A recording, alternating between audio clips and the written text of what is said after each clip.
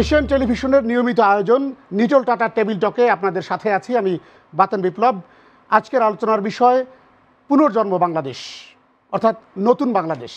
এই বিষয়ে আলোচনা করার জন্য আমাদের সাথে রয়েছেন দুজন শিক্ষার্থী, সাদমান হক এবং নওশীন শারমিলা। আমরা মূল আলোচনায় যাব, তার আগে একটু আপনাদেরকে ভূমিকা দিয়ে নেই। আপনারা জানেন এরই মধ্যে ডক্টর মোহাম্মদ ইউনূস, শান্তিতে নোবেল বিজয়ী গর্বিত বাংলাদেশি, তিনি বাংলাদেশে এসেছেন এবং ফ্রান্সে সেই বিশ্বের সবথেকে বড় আসর অলিম্পিকের আসরে তিনি অতিথি হিসেবে সেখানে গিয়েছিলেন। সেটি উদ্বোধন শেষে, আনুষ্ঠানিকতা শেষে আজকে দেশে ফিরেছেন এবং রাত 8টায় বঙ্গভবনে তার শপথ নেওয়ার কথা রয়েছে। আপনারা নিশ্চয়ই জানেন। সাদমান হক, নওশীন শারমিলা, আমরা কথা বলবো। আমরা এই মুহূর্তে যে দেশটিতে বসে কথা বলছি সেটি নতুন একটি বাংলাদেশ, আপনারা নিশ্চয়ই জানেন, স্বাধীন বাংলাদেশ। স্বাধীন বাংলাদেশ।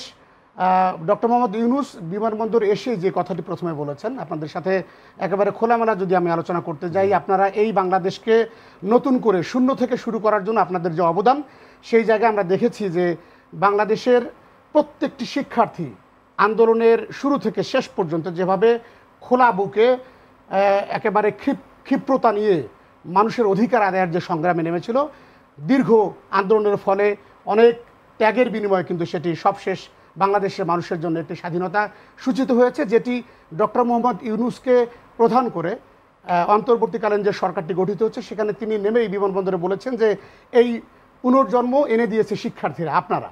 সে আপনাদেরকে আমরা স্টুডিওতে স্বাগত জানাচ্ছি। ধন্যবাদ আমাদের সাথে এশিয়ান টেলিভিশনের নিটল টাটা টেবিল টকে আপনারা আসার জন্য। আমি প্রথমেই সাদমান হক আপনার কাছে জানতে চাইবো যে শুরুতে আন্দোলনের যে একেবারে শুরু 5 জুন আমরা জানি, যখন হাইকোর্ট এই কোটা পুনর্বহালের যে রায়টি দিয়েছিল, তখন থেকে আপনারা আন্দোলনের মাঠে নেমেছেন এবং সেই সময় একেবারে শুরুর সময়ে আপনাদের কি ভূমিকা ছিল, কিভাবে আপনারা আসলে শুরু করলেন, সংগঠিত হলেন, সেই বিষয়গুলো যদি একটু বলতেন। শুরুর দিকে আমার মনে হয় সবাই একটু ভয়ের মধ্যে ছিল যে আসলে কি মাঠে নামা উচিত, বা আমাদের যে স্বাধীনতার টুয়ার্ডসে যে আমাদের যে মার্চটা, এটা সবাই একটু কনফিউজ ছিল শুরুর দিকে। কিন্তু আস্তে আস্তে 15 তারিখের পর থেকে আমরা যেটা দেখতে পারলাম, সবাই কেউ কোনো ভয় পায়নি।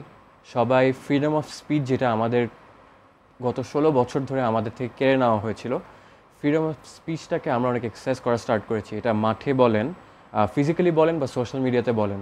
সোশ্যাল মিডিয়া আমার মনে হয় সবচেয়ে বড় ভূমিকা এখানে পালন করেছে। সো এই সোশ্যাল মিডিয়ার জন্য আজকে আমরা যে বলছি স্বাধীন বাংলাদেশ, এটা আমরা অফকোর্স আমাদের যারা স্টুডেন্টরা যারা মাঠে নেমেছি আমরা, এবং যারা সোশ্যাল মিডিয়াতেও আমরা কাজ করেছি, অনেকের আছে ফ্যামিলি থেকে দেয়নি, খুবই আন্ডারস্ট্যান্ডেবল। আমরা বাংলাদেশে সবাই আমরা খুবই ইয়াং, আমরা একটা ভয় ভীতিতে আমরা বড় হয়েছি। আমাদের মধ্যে যে সাহসটা বা ফ্রিডম অফ স্পিচ এটা ছিল না। সো এই সোশ্যাল মিডিয়াকে বলবো, বা সোশ্যাল মিডিয়া ওয়ারিয়ার্স যারা আছে তাদেরকে আমি অনেক থ্যাংক ইউ জানাবো। আমরা ওই ওয়ারিয়ারই ছিলাম সবাই। আই থিঙ্ক যারা এই স্বাধীনতা বা এই আজকে যেখানে আছে বাংলাদেশ যারা দেখতে চেয়েছি, আমরা নিজেরা অনেক সাকসেসফুল মনে করছি নিজেদেরকে। আমাদের মধ্যে একটা সাহস চলে আসছে, একটা স্পিরিট আসছে, যেটা আগে কখনোই ছিল না। সো 5 তারিখ থেকে শুরু করে আজকে কয় তারিখ? আজকে 8 তারিখ, 8 আগস্ট।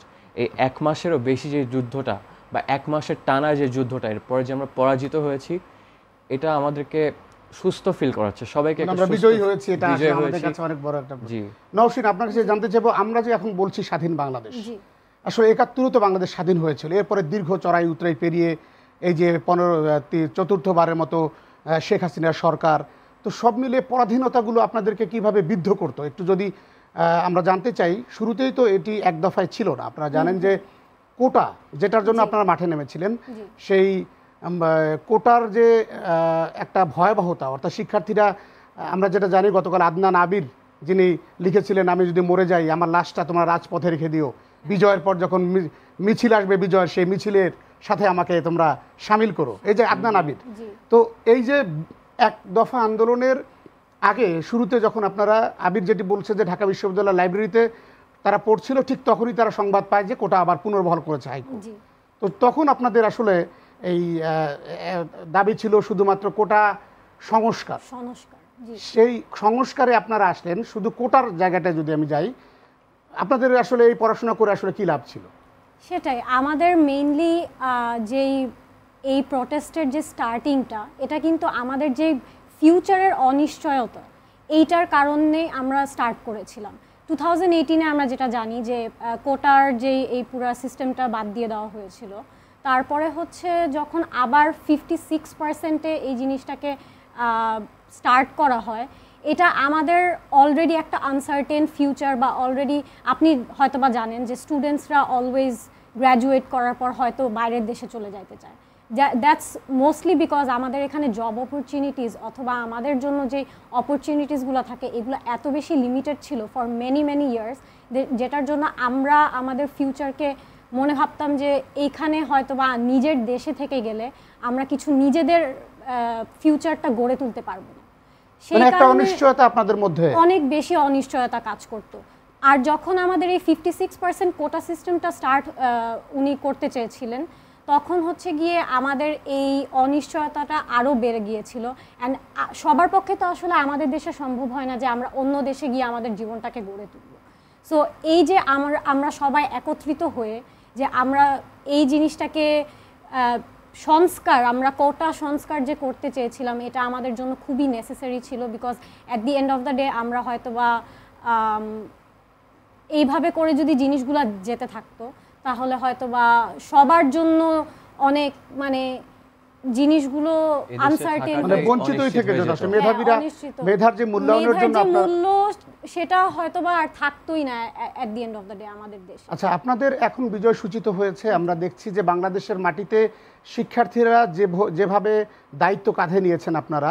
আমরা তো গণমাধ্যম কর্মী, আমরা শুধু আপনাদের রিপোর্ট যেটি আমরা মাঠে দেখছি সেটি আমরা কভার করে নিউজ সারা বাংলাদেশের মানুষকে দিচ্ছি। তবে আমার মনে হয় না এখন নিউজের খুব একটা দরকার আছে, কারণ আপনারাই তো মাঠে এই দেশটাকে এখন পর্যন্ত কিন্তু দেশের কোনো সরকার বা প্রধান নেই। আজকে রাতে হয়তো সেটা গঠিত হবে। এই যে স্বাধীনতা, আপনারা রাস্তায় ট্রাফিকের দায়িত্ব পালন করছেন, সরকারি স্থাপনা আপনারা পাহারা দিচ্ছেন, আপনারা রাস্তায় কোনো ধরনের অনিয়ম, ফুটপাত ব্যবহার করে গাড়ি চালানো, জোরে হর্ন দেওয়া, বাম লেন মেনটেন করা, এরপর কোনো জায়গায় ঘুষ বা অনিয়ম দুর্নীতির বিরুদ্ধে যে আপনারা সোচ্চার হয়েছেন, আপনারাই করছেন সেটা। তো এই যে আপনারা কাজগুলো করছেন, এই যে আপনাদের মধ্যে উৎসাহ, এটা আসলে কিভাবে আপনারা মাঠে এই যে তাদেরকে তারুণ্যকে জাগিয়ে রাখছেন, এই যে জয়ধ্বনি, এটা কিভাবে কন্টিনিউ করছেন? নওশীন। এটা আমাদের দেশপ্রেম, যেটা আমরা এতদিন হয়তোবা অনেকভাবে দমিয়ে রেখেছিলাম, অনেক ডিফারেন্ট কারণে, অনেক ভয়ে যে হয়তোবা এই জিনিসটা নিজে থেকে করলে আমাদেরকে কোনোভাবে হয়তোবা দমিয়ে রাখা হবে, হয়তোবা না করা হবে ঘর থেকে, হয়তোবা এদিক থেকে প্রেশার আসবে, ওই দিক থেকে প্রেশার আসবে, এইসব জিনিসগুলো চিন্তা করে আমরা অনেকভাবেই পিছিয়েছিলাম। কিন্তু যখন সবাই আমরা এভাবে একত্রিত হয়ে আমরা এত বড় একটা চেঞ্জ আনতে পেরেছি পুরো রাষ্ট্রে, পুরো দেশটাকে আমরা স্বাধীন করাটা একটা আমাদের জন্য একটা বড় পাওয়া।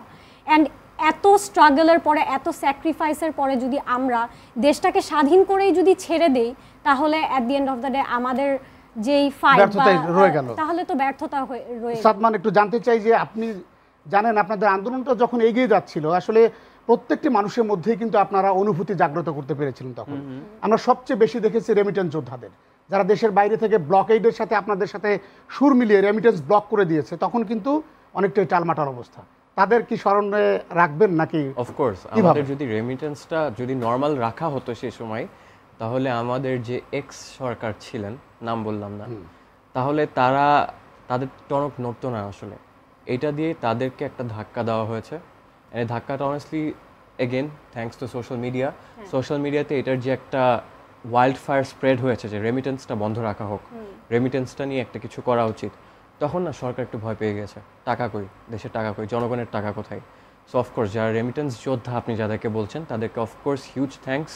এবং আপনি যেটা বললেন যে রাস্তায় সবাই নেমে গিয়েছে, উনিও যেটা বললেন যে দেশপ্রেমের থেকে এটা আসছে। আমরা আসলে গত 16-17 বছর দেশপ্রেমটা ফিল করার ওরকম স্কোপ পাইনি। দেশপ্রেম ঠিকই ছিল, কিন্তু আমরা এক্সপ্রেস করতে পারতাম না। কীভাবে করে এক্সপ্রেস করব? সব জায়গায় আমাদেরকে ব্যারিয়ার দেওয়া হবে, আমাদের প্রপার ফিলিংটা আমরা কখনো এক্সারসাইজ করতে পারিনি। আমি যেমন ক্যানাডাতে থাকতাম, আমি বাংলাদেশে চলে আসছি অনেকটা দেশপ্রেমের কারণে, অনেক অন্য রিজনসও ছিল, but I really wanted to do something in Bangladesh. আমার জন্ম এখানে, আমার বাবার জন্ম এখানে, আমার মার জন্ম এখানে, আমার বোনরা এখানে থাকে, আমার দাদা দাদি নানা নানি সবাই এই দেশে। সো এখন যারা বলছেন যে দেশে রাস্তায় নেমে গিয়েছে, আসলে উই আর প্যারেন্টলেস একটা কান্ট্রি, এখন আমাদের কোনো গার্ডিয়ান নেই। সো এখন আমরাই যেহেতু আজকে দেশটাকে স্বাধীন ক্লেম করছি, বা অ্যাকচুয়ালি স্বাধীন, আমাদেরই হাতে এখন সব কিছু। অ্যাটলিস্ট আজকে রাত সাদমান, একটি 8টা বিষয় কিন্তু পর্যন্ত। বলতেই হয়, আপনি যেমন বললেন আসলে আপনার এবং আমার সবার অনুভূতি কিন্তু এখন এক। দেশপ্রেমিক সেনাবাহিনী আপনাদেরকে যেভাবে সাপোর্ট করেছে, সেনাবাহিনী বাংলাদেশকে যেভাবে আসলে শুরু থেকে শেষ পর্যন্ত যে সাপোর্ট দিয়েছে, তাদের প্রতি কিন্তু কৃতজ্ঞতা আপনাদের অবশ্যই আছে। অবশ্যই। আমি জানতে চাই, বাংলাদেশ ঠিক এই মুহূর্তে এখন যে অবস্থায় আছে, এখন কিন্তু সবাই বলছে কোনো সহিংসতা নয়, কোনো প্রতিশোধ নয়। যারা প্রতিশোধ যদি আপনি নিতে যান, এখন যদিও সব স্টেক হোল্ডার আপনাদের সাথে যারা ছিল, একটা স্বাধীনতার পেছনে প্রত্যেকটি মানুষেরই অবদান থাকে, একেবারে গুটি কয়েক ছাড়া, যারা কোনোভাবেই যারা দমনপীড়ন করেছে এর আগে তাদের বাদ দিয়ে। তো সেই জায়গায় শেষ পর্যন্ত সরকার বলেছে যে আরও কঠোর হব শিক্ষার্থীদের বিরুদ্ধে, বারবার কিন্তু হুঁশিয়ারি দিচ্ছিল। তখন আপনারা আসলে কিভাবে সাহস জোগাড় করেছেন? আসলে একটা মানুষ থ্রেট খাইতে খাইতে মানুষ আর আমরা দেখেছি যে emotionless হয়ে যায়। রাস্তায় সেই আবু সাইদের আবু মতো সাইদ। বুক খোলা বুকে পুলিশের সামনে দাঁড়ানো হাজার হাজার শিক্ষার্থী কিন্তু দাঁড়িয়ে গেছে। তার হাতে খালি একটা কিভাবে আপনারা লাঠি এই সাহস ছিল, জোগাড় করলেন? তার হাতে খালি একটা লাঠি ছিল। সে দেখতেছে সে যেরকম হেল্পলেস, সে বুঝতেছে যে দেশের মানুষও ওইরকমই হেল্পলেস ছিল তখন। সো তখন না উনি, আমি জানি না উনি তখন কীরকম ফিল করতে পারে, একটা মানুষ কীরকম ফিল করতে পারে। I really wonder. বাট এই যে সাহসগুলা, আমার মনে হয় আবু সাইদ থেকে শুরু করে বাংলাদেশের সাহসটা স্প্রেড করা স্টার্ট করছে। বাংলাদেশের মানুষ মানে রুখে দাঁড়িয়েছে পুরো জিনিসটাকে। আর সাহস এখন আস্তে আস্তে স্টুডেন্টদের মধ্যে এখন এই সাহসটা অনেক বেড়ে গিয়েছে, অ্যান্ড এটা আজীবন থাকবে। আমি জাস্ট একটা জিনিস নিয়ে ওয়ারিড, এই সাহসটাকে নিয়ে কখনো যেন মিসইউজ না করা হয় বাংলাদেশে ফিউচারে। এই সাহস আপনার সাথে যখন কথা বলছি আমার গায়ের লোম দাঁড়িয়ে যাচ্ছে। আসলে আপনাদের দুঃসাহসিকতা আমাদেরকে, আমরা যারা পারিনি, আমরা যারা আপনাদের সাথে গণমাধ্যম কর্মীরা শুরুর দিকে কিন্তু একচ্ছত্র সাপোর্ট দিতে পারিনি, সেটার জন্য কিন্তু আমাদের একটা অনুতপ্ততা রয়ে গেছে। আমরা চাই প্রত্যেকটি মানুষ কিন্তু ভুলের ঊর্ধ্বে নয়। তো সেই জায়গা থেকে গণমাধ্যমের কিছু চাপ ছিল, আপনারা জানেন। আমরা কিন্তু নানামুখী চাপের কারণে কেউ সেখান থেকে রিভোল্ট করে বেরিয়ে গেছে, কিন্তু অনেকেই পারেনি। সেই জায়গা থেকে এখন বাংলাদেশ বিনির্মাণে প্রত্যেকটি গণমাধ্যম এখন ঐক্যবদ্ধ, এবং আমরা চাই আর কোনোভাবেই কোনো স্বৈরাচার কোনোভাবেই যেন মানুষের বাক স্বাধীনতা কেড়ে নেওয়ার জায়গায় না যায়। সেই জায়গাটিতে আপনারা কিভাবে বাংলাদেশকে সাজানোর প্ল্যান করছেন? নওশীন। আমাদের যেটা উনি বললেন যে আবু সাইদ বা মুগ্ধ, আবরার, এদের যে স্যাক্রিফাইসটা ওনারা করেছেন, এটা কিন্তু আমাদেরকে যেই সাহসটা দিয়েছে, এইটা আবার কেউ দমিয়ে নিতে তাদের অনেক কিছু করতে হবে। অ্যান্ড আই ডোন্ট থিঙ্ক এটা আর কখনো আমাদের ভিতর থেকে চলে যাবে।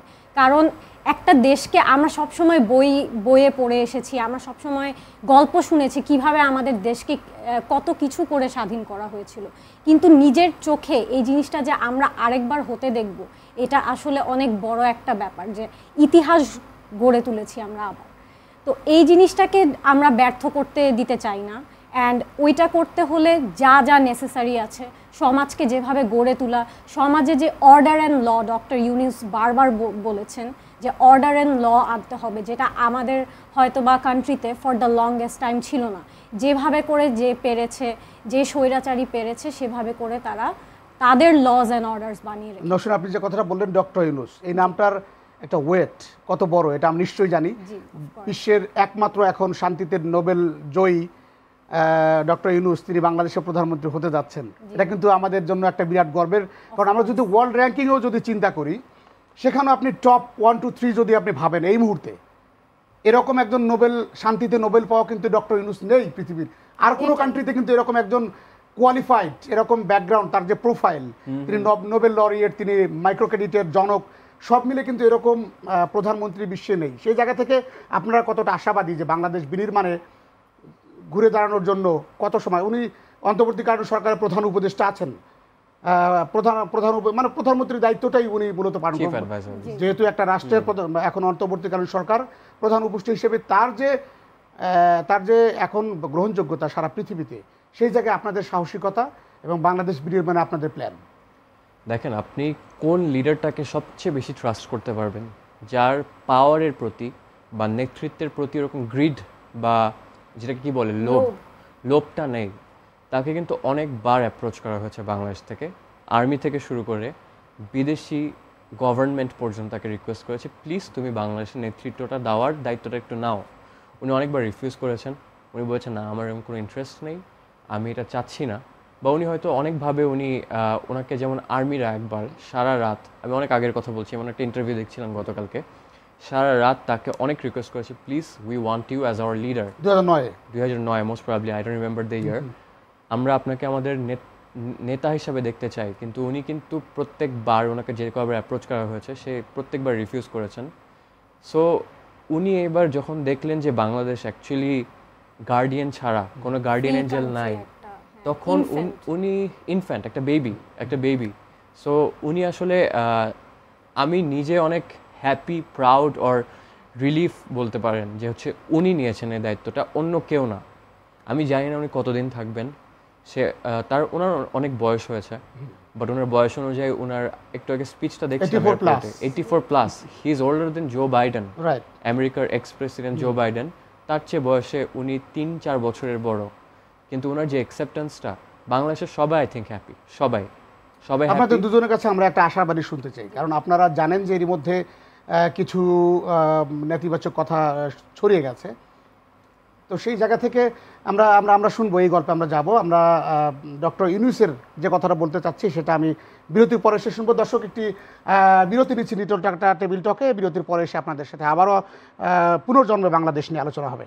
ততক্ষণ পর্যন্ত আমাদের সাথেই থাকুন। দর্শক, আবারও স্বাগত এশিয়ান টেলিভিশনের লিটল টাটা টেবিল টকে। আপনাদের সাথে যেমনটি বলছিলাম যে সাদমান হক এবং নওশীন, দুজন শিক্ষার্থী সমন্বয়ক আমাদের সাথে রয়েছেন, যারা বাংলাদেশব্যাপী 1 মাসের অধিক সময় ধরে চলা যে আন্দোলন, সেই আন্দোলনে যারা নেতৃত্ব দিয়েছেন, সেই সাদমান এবং নওশীনের সাথে আমরা কথা বলছিলাম। আবারও আপনাদেরকে স্বাগত। আপনাদের যে কথা বলছিলাম যে ডক্টর মোহাম্মদ ইউনূস, যিনি বলছিলেন আন্দালিব রহমান পার্থ, উনি একজন আপনাদের অনুপ্রেরণা দেওয়ার অন্যতম একটা মাইল ফলক আমরা হিসেবে তাকে জানি।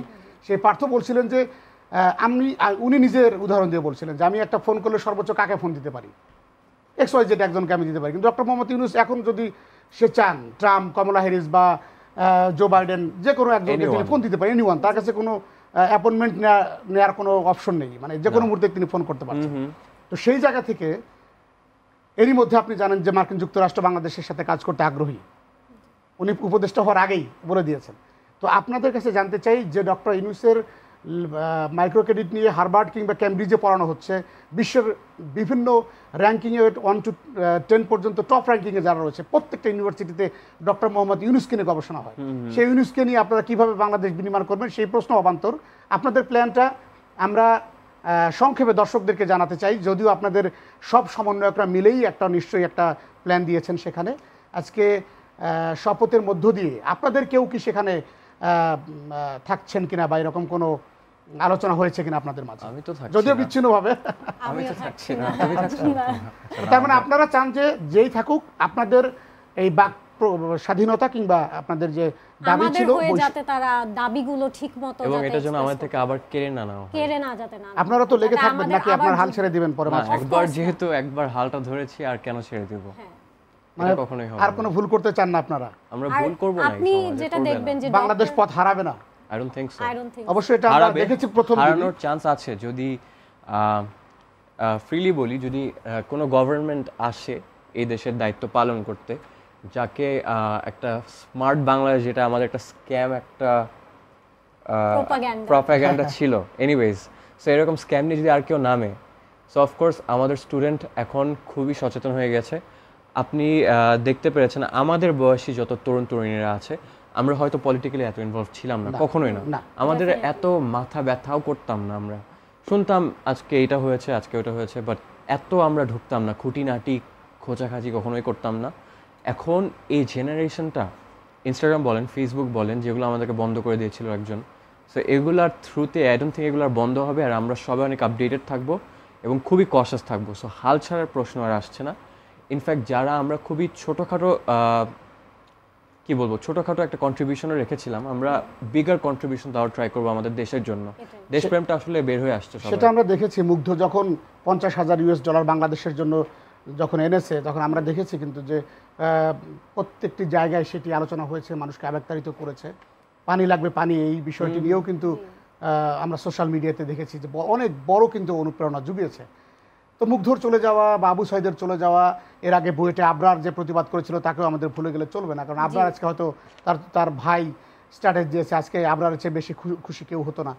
তো সেই জায়গাগুলো থেকে এর আগে 18তে নির্বাচনে ভিপি, ঢাকা বিশ্ববিদ্যালয়ের ডাকসুর ভিপি নুরুল হক নূর, সেও কিন্তু অবদান রেখেছিল, তাকেও কিভাবে কিন্তু নির্যাতন করা হচ্ছে। সব মিলিয়ে কিন্তু এই যে আপনাদের ঐক্যবদ্ধতা, এই যে কম্প্রিহেন্সিভ ইনিশিয়েটিভ আমি এটা বলবো, সেই জায়গা থেকে ডক্টর মোহাম্মদ ইউনূস এখন আপনাদের সেই স্বপ্ন পূরণে আপনারা কিভাবে তার পাশে থাকবেন?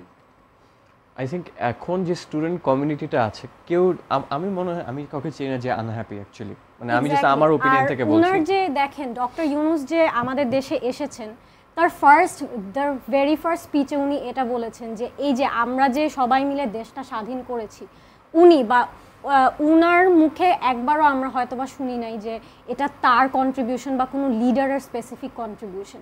তিনি বারবার বলে গিয়েছেন যে আমাদের দেশের ছাত্ররা, আমাদের দেশের জনগণরা এইসব সবাই একত্র হয়ে আমাদের এই দেশটাকে স্বাধীন করেছে। অ্যান্ড তার মুখে বারবার আপনি শুনবেন যে আমাদের দেশে যা যা পরিবর্তন করা বা যা যা যেভাবে করে দেশটাকে নতুনভাবে গড়ে তুলতে হবে, সেটা একমাত্র আমরা স্টুডেন্টরা, আমরা জনগণরা আবার করতে পারবো। অ্যান্ড তিনি এটার যে ওইভাবে করে লিডারশিপ বা ওনার যে একটা এনটাইটেলমেন্ট, যেটা আমরা অন্য পাস্ট লিডার্সদের দেখেছি যে দেশের উপর যে এনটাইটেলমেন্টটা, সেটা কিন্তু তার নেই। সো এই যে আমাদের একটা ভিতরে রিঅ্যাসুরেন্স যে আমরা আবার দমে যেতে পারবো, হয়তো বা উনি আমাদেরকে দমিয়ে দিবেন না, এই যে আমাদের ফ্রিডম অফ স্পিচ, এই যে আমাদের যদি কোনো ডিম্যান্ডস থাকে আমরা সেটা কাউকে, আমাদের এখন একটা ভয়েস আছে, এটা আমরা হয়তোবা সাইলেন্ট করে রাখবো না। আমাদের কোনো ডিম্যান্ড থাকলে আমরা সেই ডিম্যান্ডটাই কারোর কাছে রাখতে পারবো।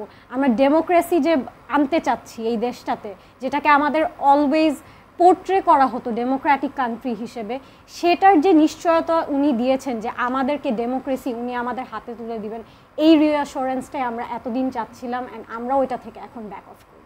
যাক, ডক্টর মোহাম্মদ ইউনূস স্যারকে ধন্যবাদ, তিনি আপনাদের কথা শুনেছেন।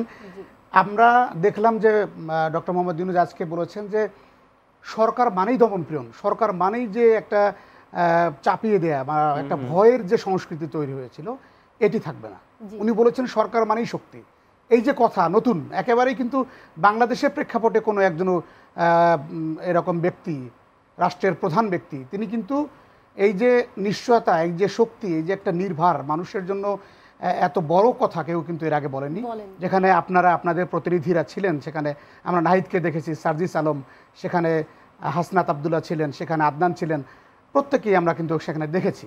তো সেই জায়গায় এই যে শক্তি আপনারা পেলেন, এই শক্তির উপর ভর করে এই যে দমনপীড়ন মুক্ত বাংলাদেশ, সেটি কি চ্যালেঞ্জ হবে আপনাদের কাছে, কি মনে হয়? চ্যালেঞ্জ গত ৩-৪ দিন আমাদের জন্য অনেক চ্যালেঞ্জিং ছিল, অনেক চ্যালেঞ্জিং ছিল।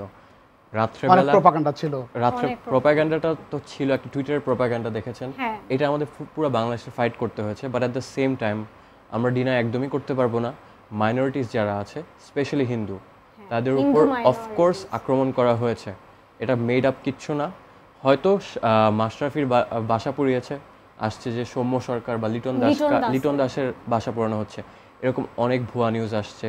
তারপর আমরা অনেক কিছু দেখেছি, গণভবনের কিছু পিকচার্স যে এটার ক্যাপশনগুলো মিসইউজ করা হয়েছে, অনেক কিছু। সো এটা না আমাদের পুরো দেশ আমাদের এটার জন্য রেসপন্সিবল। যারা যারা এসব আমরা করেছি, পুরানো বা লুটপাট এভরিথিং, দেশ রেসপন্সিবল। এবং আমাদের ইন্ডিয়াও এটার অ্যাডভান্টেজ নিচ্ছে একটু। এটা অ্যাডভান্টেজ আমি ইউজ করবো, ওয়ার্ডটা অ্যাডভান্টেজের উপরে কোনো প্রপার ওয়ার্ড আসলে নেই, কারণ এই প্রপাগান্ডা যেটা ছড়াচ্ছে। বাট সিন্স আজকে আমাদের সবারই, দেশের সবারই না একটা ভীতিটা একটু কমে গেছে। গতকাল রাত 4টা পর্যন্ত আই ডোন্ট থিঙ্ক কোনো বাসা বাড়ি ঘুমাতে পেরেছে, সব জায়গায় ডাকাত। মানে ফেসবুকে ঢুকি, উত্তরাতে ডাকাত, মোহাম্মদপুরে ডাকাত, ধানমন্ডিতে ডাকাত, সব জায়গায়। আমার ইসিবি চত্বরের বিষয়টা আজকে হচ্ছে, ওখানে আওয়ামী লীগের নেতা আরজু, তার কিন্তু কয়েকজন ওই ডাকাতি করার সময় ধরা পড়েছে এবং তাদেরকে টাকা দিয়ে সেখানে, আপনি জানেন যে সাবেক প্রধানমন্ত্রী তিনি যাওয়ার পরে কিন্তু লক্ষ লক্ষ নেতাকর্মী তার অবশ্যই আছে বাংলাদেশের মাটিতে, এটাকে অস্বীকার করার উপায় নেই। তাদেরই একজন আরজু, ওখানকার দীর্ঘদিনের চিহ্নিত সন্ত্রাসী, সে তার ম্যান এই ডাকাতির সময় ধরা পড়েছে এবং সেটি কিন্তু আজকে গণমাধ্যমে আমরা যুগান্তর পত্রিকায় দেখেছি।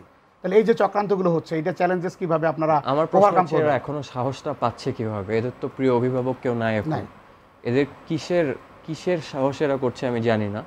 এখন এরা আসলে কি তারা, এটাও জানি না।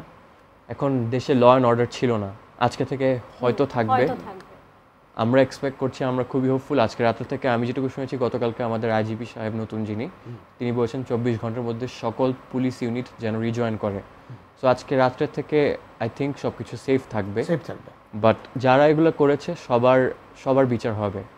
লাস্ট 2 দিন আমরা আসলে জানি না, আমরা কেউই জানি না এরা কারা। এটা কি আমাদের গত সরকার যারা ছিলেন, লাস্ট প্রিভিয়াস সরকার যারা ছিলেন তাদেরই লোক, নাকি এর আগে যারা সরকার ছিলেন তাদের লোক, নাকি এরা জাস্ট জনগণ, সাধারণ জনগণ, আমরা জানি না। কারণ আমরা শুনেছি যখন হচ্ছে যেদিন আমাদের x prime minister Sheikh Hasina resign দিয়েছেন, সেই দিন বাংলাদেশের মেজরিটি থানা লুটপাট করা হয়েছে। বিকালের মধ্যে থানা পুরানো থেকে শুরু করে থানার ভিতরে যত অস্ত্র ছিল, পিস্তল বলেন, রাইফেল বলেন, বন্দুক বলেন, সব সাধারণ জনগণের হাতে চলে গিয়েছে। তখন এটা আসলে কারা উই ডোন্ট নো, বাট এগুলা আমরা হোপফুল আজকে কালকের মধ্যে আমরা এটা একটা সেফটি পাবো এবং আমরা জানতে পারবো এটা কারা আসলে। So safety is coming. এই জায়গায় একটা চ্যালেঞ্জ তো নিশ্চয়ই রয়ে গেছে, ডেফিনেটলি শূন্য থেকে শুরু করতে হবে আমাদের। হ্যাঁ। আপনি জানেন রিজার্ভ মাত্র 13 থেকে 14 বিলিয়ন ডলার ছিল। রেমিটেন্স এখন খুলে দেবে, যোদ্ধারা যারা ছিলেন আপনাদের সাথে সেই জায়গা থেকে একটু আপনারা শক্তি পাবেন। এবং ডক্টর মোহাম্মদ ইউনূসের ক্ষেত্রে বলা হচ্ছে উনি নিজেই একটা রিজার্ভ। উনি যদি চান, তিনি আমাদের বড় একটা অ্যাসেট। ওনার থেকে বড় অ্যাসেট এই মুহূর্তে মনে হয় বাংলাদেশকে ঘুরে দাঁড়ানোর জন্য উনি একাই যথেষ্ট, আমার কাছে যেটি মনে হয়। পাশাপাশি আপনারা বাজার মনিটরিংয়ে আমরা দেখেছি যে বাজার মনিটরিংয়ে আপনাদের শিক্ষার্থীরা সব জায়গায় কোথাও কোনো সিন্ডিকেট আছে কিনা, এই যে চিন্তা, আপনাদের চেতনা, এটি কি আরও প্রসারিত হবে কিনা, শুধু বাজার মনিটরিংয়ে থাকবে কিনা অন্যান্য জায়গায়, বিশেষ করে কাস্টমস, বিভিন্ন বন্দর, সব জায়গায় এক্সপোর্ট ইম্পোর্টের ক্ষেত্রে ব্যবসায়ীদের ব্যবসা বান্ধব বাংলাদেশ গড়ার ক্ষেত্রে আপনাদের কোনো ভূমিকা থাকবে কিনা? তুমি বলো। আমাদের দেশটা তো অনেক বড়, অ্যান্ড আমরা হচ্ছে একদম ছোট একটা কোটা সংস্কারের একটা আন্দোলন থেকে যখন পুরো দেশটার একটা সংস্কার হওয়া, এটা কিন্তু আসলে একটা ছোট ব্যাপার না।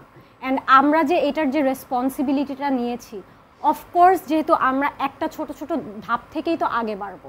অ্যান্ড আমরা যেটা বললাম আগেই যে আমরা এখানে থেমে থাকবো না।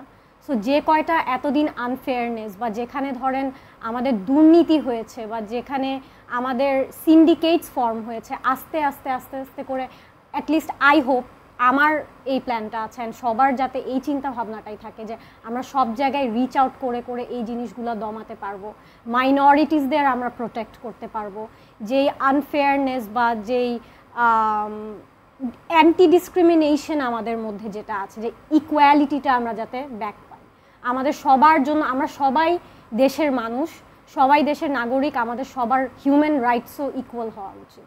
না, আমরা দেখেছি আন্দোলনে কিন্তু সবাই, যেমন হিন্দু, বৌদ্ধ, খ্রিস্টান যারা আছে সবাই কিন্তু আন্দোলনে সবাই ছিল। তো এই ক্ষেত্রে সংখ্যালঘু নির্যাতনের বিষয়টা দুই এক জায়গায় আমরা দেখেছি, এটা কি আসলেই প্রোপাগান্ডা? আপনাদের কাছে এটি তো স্পষ্ট। না, এটা প্রোপাগান্ডা আমি বলতাম যদি আমার ফ্রেন্ডস অ্যান্ড ফ্যামিলি কিছু আছে যারা পরিচিত, আমার পরিচিত মানুষ যখন এটা ডিরেক্টলি ফেস করে, তারা এটা না আসলে প্রোপাগান্ডা না, এটা জাস্ট রিয়ালিটি। কিছু কিছু জায়গায় এটা হয়েছে, অনেক জায়গায় হয়েছে। এটা দুঃখজনক, আমরা এই জায়গায় আলোচনায় যাব। তবে তার আগে আরেকটি নিটল টাটা টেবিল টকে বিরতি নিচ্ছি।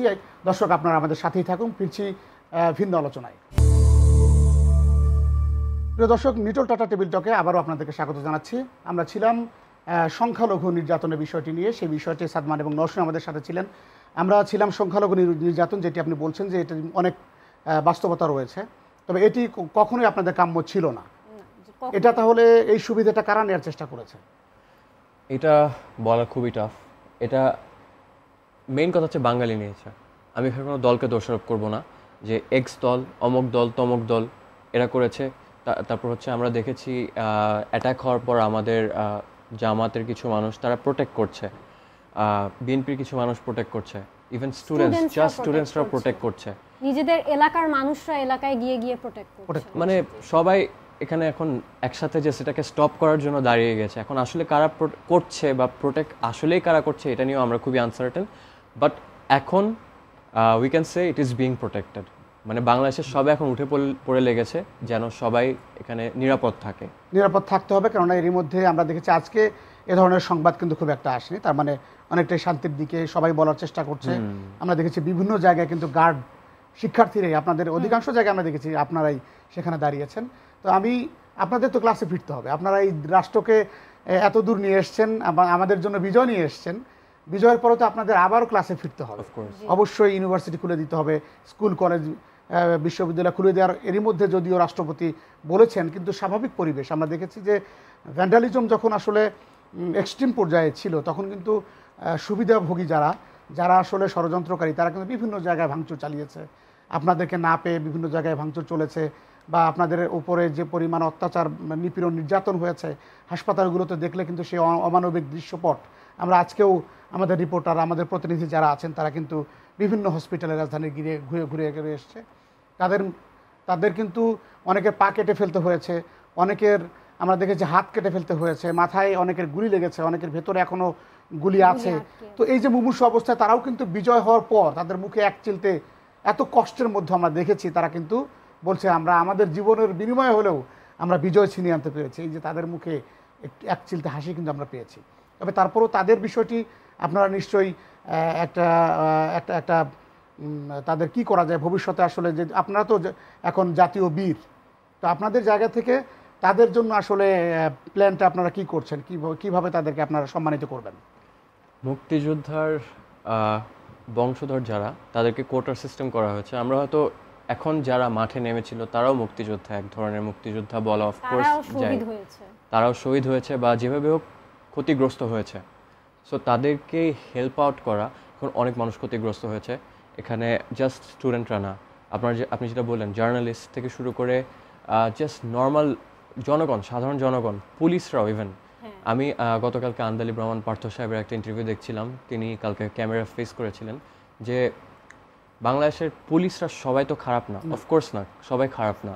সো তারা জাস্ট চাকরি করে, কম টাকার বেতন অনেকজন করে, আবার অনেকজন আছে যারা অ্যাকচুয়ালি ঘুষ বলেন বা যেটাই বলেন অনেক টাকার পাহাড় গড়েছে। সো যেটাই হোক, যারা খুবই অনেস্টলি কাজটা করার ট্রাই করেছিল, গভর্নমেন্টের অর্ডার জাস্ট ফলো করার ট্রাই করছিল, তারাও কিন্তু অনেক কিছু হারিয়েছে, জাস্ট প্রোটেস্টাররা না। যারা জাস্ট সিম্পলি জাস্ট তাদের ফ্যামিলি আছে, তাদের পেটের খিদা মেটানোর জন্য যেটুকু করা লাগে সেটুকু করতে যে তারাও কিন্তু চোখ হারিয়েছে, হাত কেটে ফেলতে হয়েছে, গ্রেনেড ব্লাস্ট করতে যে হাত হারিয়েছে। অবশ্যই দুঃখজনক, বাট অর্ডার থেকে আসছে, একটা জায়গার অর্ডার থেকে তারা করতে বাধ্য হয়েছে, সবাই প্রেশারে ছিল। আপনারা যেটা বলছেন, মিডিয়াও যেভাবে করে ফুললি হাইলাইট করতে পারেনি কি হয়েছে, প্রেশারে ছিলেন, আমরাও প্রেশারে ছিলাম যে এটা শেয়ার করা যাবে না, এই পোস্টে অমুকের নাম আছে, উঠায় নিয়ে চলে যাবে, বাসা থেকে একটা প্রেশার আছে।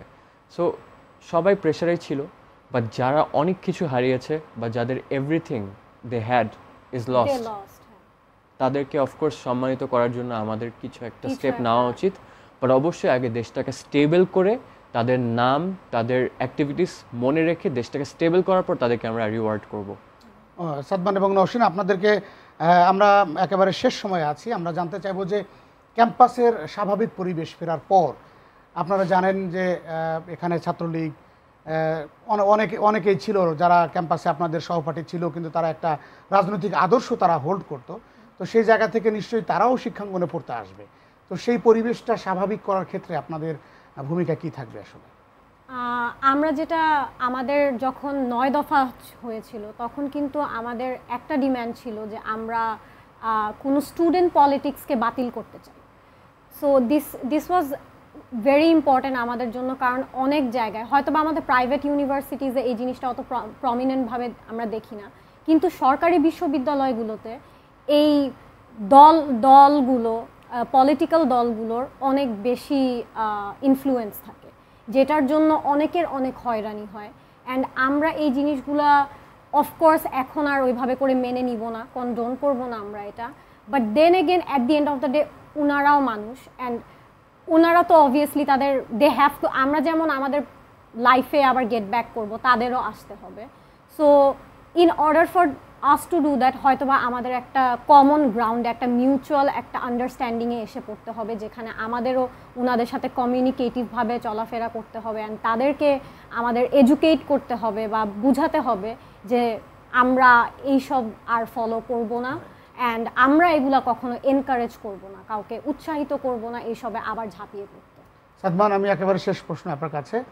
বাংলাদেশে প্রতিটি ঘরে ঘরেই আন্দোলন ছিল, প্রতিটি ঘরে ঘরেই একজন ছাত্রলীগ কর্মী, তারও এমনও হতে পারে তার ভাই কিংবা তার বোন আপনাদের সাথে আন্দোলনের মাঠে ছিল। তো সেই জায়গা থেকে পুরো বাংলাদেশ, গোটা বাংলাদেশটাই আমাদের, এই মাটিতে আমাদের জন্ম, আপনি প্রথমে যেমনটি বলছিলেন। তো এই মাটির সন্তান যারা, তাদের জন্য আগামী দিনের মেসেজ, শূন্য থেকে এই পুনর্জন্মের বাংলাদেশ বা নতুন বাংলাদেশে তাদেরকে স্বাগত জানাতে, ঘুরে দাঁড়াতে, এই দেশ বিনির্মাণে বিশ্বের সাথে আবার পাল্লা দিয়ে উন্নয়নের মহাসড়কে আবার উঠতে আপনাদের আসলে প্রত্যেকটি ঘরে ঘরে কি মেসেজ? প্রত্যেকটি ঘরে ঘরে মেসেজ হচ্ছে আমরা অনেক ক্ষিপ্ত ছিলাম, আমরা একটু শান্ত হওয়ার ট্রাই করব এখন দেশ হিসাবে। আমাদের সবার ধৈর্য ধরতে হবে। আমরা এখন একদম নিউ একটা কান্ট্রি, নট ইভেন 4-5 ডেজ, 4-5 দিনও হয়নি। আমাদের দেশে যদি আপনি বয়স জিজ্ঞাসা করেন, এটা কিন্তু 5ই আগস্ট থেকে আমাদের জেনারেশনের জন্য অ্যাটলিস্ট শুরু হয়েছে। 4-5 দিন আমাদের যে দেশের বয়স। তো সবার ব্যবসা ছিল, চাকরি ছিল, সবার এক একটা পেশা ছিল, সবাই সব জায়গা থেকে একটু ভীতিতে আছে, বাট এটা কেটে যাবে। সো আমার সব ফ্যামিলিকে, প্রত্যেকটা নাগরিককে দেশের, আপনি কোন দল করেন, any dal you do, any party you do, আপনি যে দলেরই আপনি ফ্ল্যাগ ক্যারি করেন না কেন, আমরা একটু ধৈর্য ধরি অ্যান্ড যেটা ফেয়ার, আমরা ফেয়ারের পথে একটু হাঁটার ট্রাই করি। বাংলাদেশ অ্যাকচুয়াল রেভলিউশন হতে বেশি সময় লাগবে না আমাদের। সো ধৈর্য ধরা, আমি সবাইকে এটা সাজেস্ট করবো, ধৈর্য ধরেন, don't lose hope, we still have hope. স্টুডেন্টরা এত দূরে নিয়ে এসেছে, আমরা আরও দূরে নিয়ে যাব।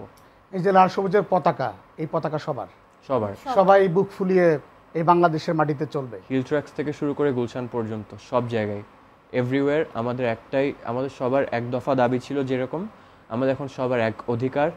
আমরা চাই ডেমোক্রেসি যেন বাংলাদেশে ফিরে আসুক, এবং ডেমোক্রেসিটাও যাতে একটা ফেয়ার লিডার, এটা আমাদেরকে আমরা যাচাই বাছাই করে আমাদের নেক্সট লিডার যে চুজ করতে হবে। ইউনূস সাহেব উনি আমি যেটুকু জানি 3 মান্থসের জন্য উনি আসছেন। সো ইন্টারিম গভর্নমেন্ট যেটা আসছে খুবই শর্ট পিরিয়ড অফ টাইমের জন্য, আমার special request to this government, interim government, যে নেক্সট ফেয়ার ইলেকশনের জন্য নেক্সট কত মাস আপনারা থাকবেন, আপনারা গ্রাউন্ডটা সেট করে দিয়ে যান, যেন আনফেয়ার কোনো কিছু না হয়, দেশটা যেন আবার পানির নিচে না ডুবে যায়। এটাই আমাদের নামা লাগে। আর নামতে চান না? আমরা নামতে রাজি যদি আবার লাগে, কিন্তু আর যেন নামতে না হয়, আর যাতে আমাদের ওই কন্ডিশনটাই যাতে এরকম না হয়ে যায়, যাতে আমাদের আবার মাঠে নেমে আমাদের আরো ভাই বোনদের রক্ত যাতে আর না ক্ষয় হয়। ধন্যবাদ নওশিন, ধন্যবাদ সাদমান। আসলে আমরা গর্বিত আপনাদের সাথে কথা বলতে পারা, এবং আপনাদের সাথে কথা বলতে গিয়ে আমাদের আসলে এখন অনুভূতি মিশ্র। কেননা শুরু থেকেই আপনাদের সাথে অনেকেই থাকতে পারেনি, অনেকেই আপনাদেরকে সাপোর্ট দিতে পারেনি। একটা সময় আপনারা যখন সাহসিকতা একেবারে এক্সট্রিম পর্যায়ে নিয়ে গেছেন, তখন অনেকেই মাঠে নেমেছে। সব মিলিয়ে এখন অনেকেই নয়, সবাই আমরা একসাথে এই বাংলাদেশ বিনির্মাণ করতে উঠে দাঁড়াবো, এমনটি প্রত্যাশা থাকলো। একটি সুন্দর বাংলাদেশ হবে, শূন্য থেকে পুনর্জন্ম গ্রহণ করবে আবার এই বাংলাদেশ, লাল সবুজের পতাকা আবারও উঠবে পথ করে। সেই প্রত্যাশায় নিটল টাটা টেবিল টকে আপনারা যারা এতক্ষণ আমাদের সাথে সঙ্গে ছিলেন, সবাইকে ধন্যবাদ জানিয়ে শেষ করছি। নিটল টাটা টেবিল টক আগামীকাল সকাল 7টায় আবারও পুনঃপ্রচারিত হবে। আপনাদের সবাইকে পুনঃপ্রচার দেখার আমন্ত্রণ জানিয়ে শেষ করছি। আমি ওয়াতান বিপ্লব। আল্লাহ হাফেজ।